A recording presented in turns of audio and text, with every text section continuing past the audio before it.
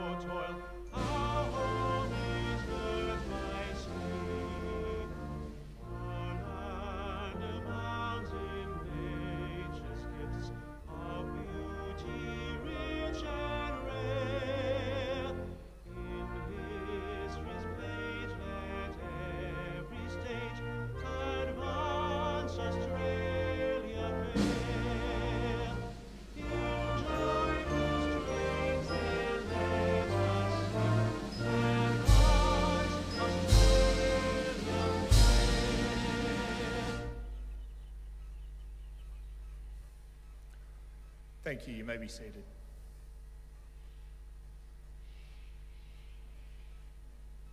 The Australian War Memorial was the vision of Charles Bean, Australia's First World War official historian.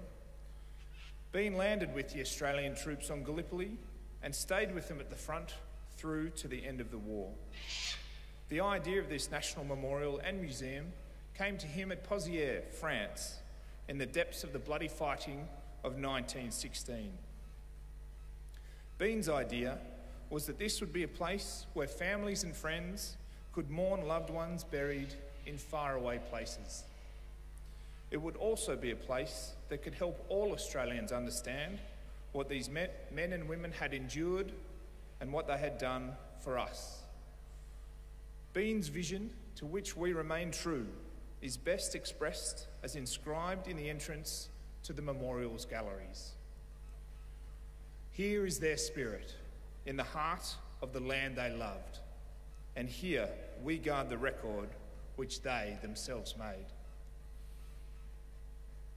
Tonight we'll read the story behind just one of those on the Roll of Honour, which lists the names of more than 102,000 men and women who have given their lives for us in war and operations for more than a century. But first, we present a lament, Flowers of the Forest. Wreaths or floral tributes will be placed at the Pool of Reflection.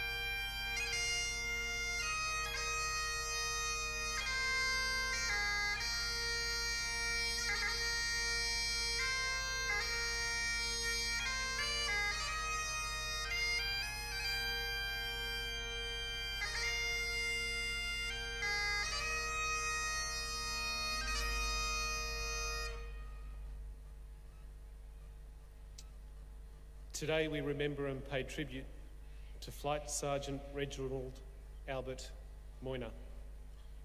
Reginald Moynagh was born in Parkdale, South Australia on the 25th of September 1915, the son of Albert and Annie Moynagh. Growing up, Reginald was a talented sportsman. He was a member of the last South Australian interstate baseball team to visit Victoria before the war, as well as a talented cricketer, footballer and golfer.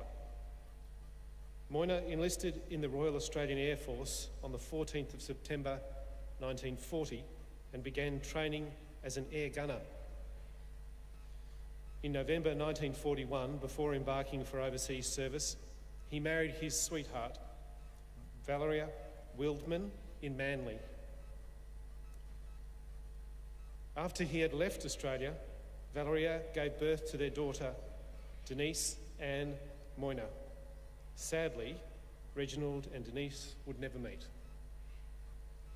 Embarking for overseas service as part of the Empire Air Training Scheme, Moynagh was one of almost 27,500 RAAF pilots, navigators, wireless operators, gunners and engineers who throughout the course of the war joined squadrons based in Britain.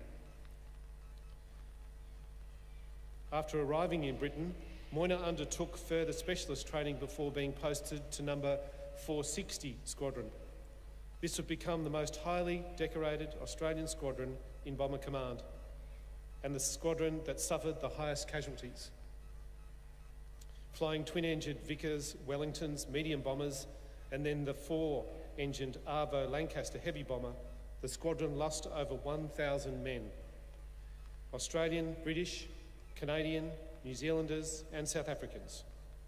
Almost 600 Australians from 460 Squadron are listed here on the Roll of Honour. During his time with the squadron, Moynagh participated in raids on Berlin, Hamburg and Cologne. On the night of the 16th of December, Moynagh was on his 13th operation, which would have been his final operation before a break and possible return home if he wished. After participating in a large raid on Berlin, the Lancaster, in which Moynagh was an air gunner, encountered bad weather on the return flight.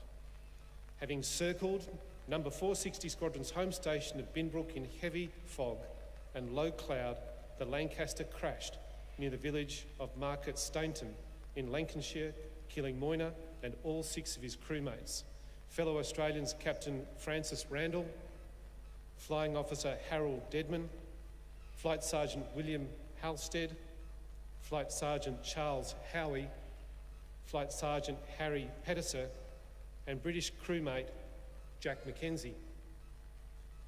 The crew were buried side by side in the Cambridge City Cemetery on the 23rd of December. Reginald Moynagh was 28 years old. Due to the heavy losses suffered by Bomber Command, squadrons due to enemy action and bad weather during that night's raid, it became known as Black Thursday. His name is listed on the Roll of Honour on my left among almost 40,000 Australians who died while serving in the Second World War. His photograph is displayed beside the pool of reflection. You will see him second from the right. This is but one of many stories of service and sacrifice told here at the Australian War Memorial. We now remember Flight Sergeant Reginald Albert Moynagh, who gave his life for us, for our freedoms, and in hope of a better world.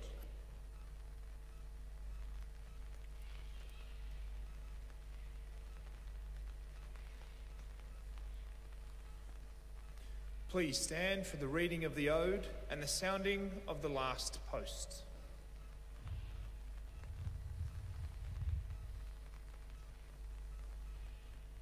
They shall grow not old, as we that are left grow old. Age shall not weary them, nor the years condemn. At the going down of the sun and in the morning, we will remember them. We will remember them.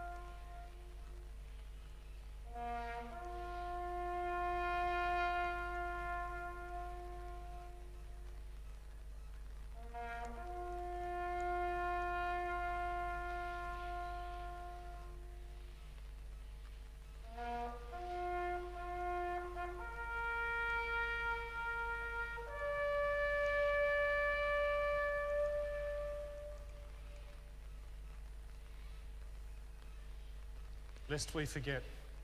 Lest we forget.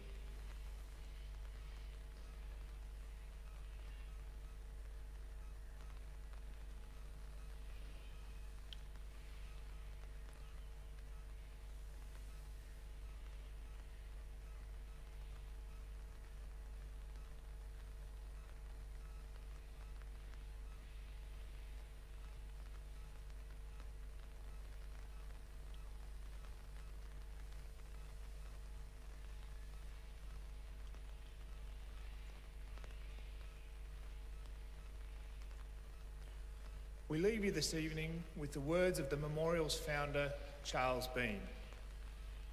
Many a man lying out there at Pozières or in the low scrub at Gallipoli, with his poor, tired senses barely working through the fever of his brain, has thought in his last moments, well, it's over. But in Australia, they'll be proud of this. Ladies and gentlemen, that concludes the last post ceremony. We thank you for visiting the Australian War Memorial and wish you all a pleasant evening.